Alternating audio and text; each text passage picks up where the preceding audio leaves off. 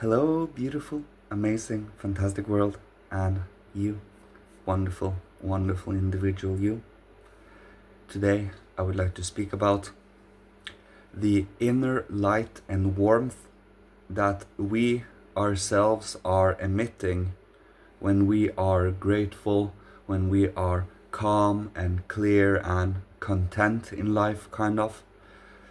It's that calm and clear and gentle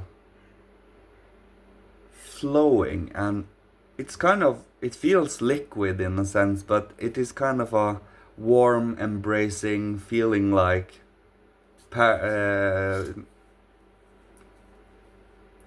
joyful. It's a sense of trust, really. The faith that the more we do stay in gratitude, and at the same time in a certain wonder and curiosity and activity within reality, staying awake, aware, enlivened, working on ennobling ourselves through study, through working upon what we do wish to rid ourselves of, anything that is showing up in our lives. For the more we are paying attention, the more we do see that everyday life is kind of speaking to us, holding us entertained.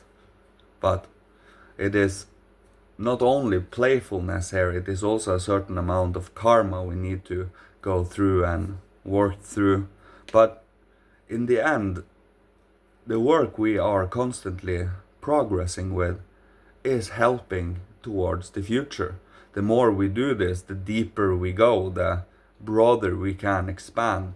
It's like we are clearing out rubble that allows for the field to expand even further. There is nothing in the way anymore. And we constantly do work upon these.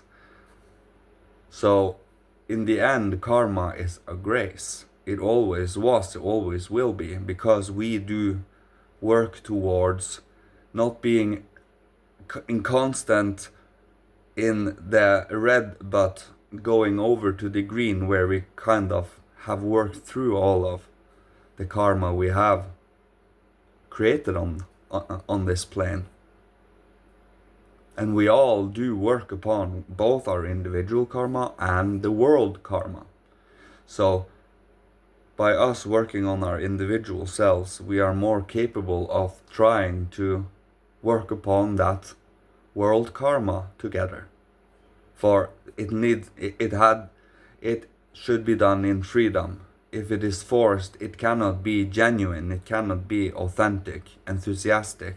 But once you come into it yourself, you choose yourself what is important, what is worth striving for, what should be kept sacred, and slowly but surely wisen our being, letting aged work upon us and making us become an old person, kind of.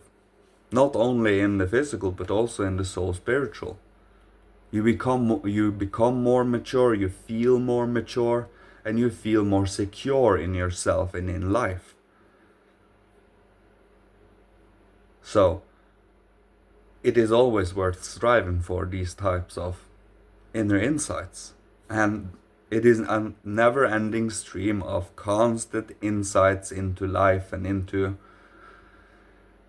the varieties and things that life has to offer us.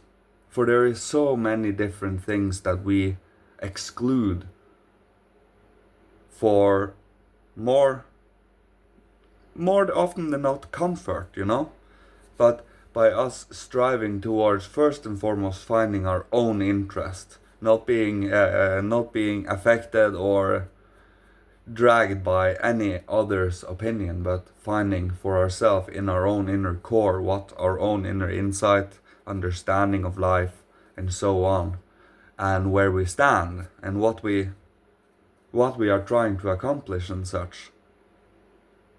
For in the end, what we do try to accomplish is developing for ourselves, but also at the same time not losing ourselves from the world, at the same time not being crushed by the world either. It is that perfect middle balance. We are always in the middle way, kind of. And by holding the balance, we stay in a certain healthy, conscious, and aware state of being. But it is also kind of childlike, playful. And to be a little playful one needs that in life. A little sass, For life is not fun without personality. It's not fun to just be like everyone else. Sometimes it is fun to cultivate one's own personality and still holding oneself moral and good. To enjoy the finer and more beautiful things in life. I'm not talking about the expensive things. I'm talking about if you can find joy, gratitude in the smallest things, you will find it in everything, because everything hangs together. And the more you find that gratitude and hold to it, the more, to a certain extent, you are given that security and confidence to move from day to day, from week to week, from month to month, and age in a healthy way. So, that is what the inner light, which do emanate from the Christ in me, the Christ in you, and it is shared among us. Every individual one of us are expressing it in different ways, in freedom, of course. Some suppress it too, but we have the choice to share it with others, despite many others not doing the same. We can go and move forward as a good example, just as an example. So that is why we hold ourselves to what we deem, for we need to choose for ourselves, deem worthy of following in morality and etiquette, and our disposition in life, our act of conduct in a sense, how we treat others, how we speak, and so on. And that is a training. We do train to become more eloquent, being able to express our feelings and thoughts more clearly and as understandable as possible, so that others can understand us. So we truly feel and are understood. Of course, as long as you understand yourself, is what matters in the end.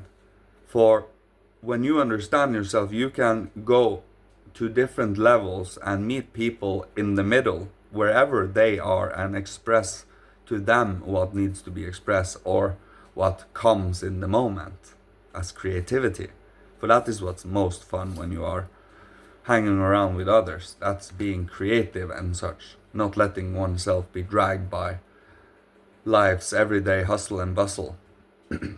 But allowing one's open creativity in love and compassion, in gratitude, for that is when the creations are most honest and most, beautiful and joyous. And yeah, I think that is what I'm going to leave you with today.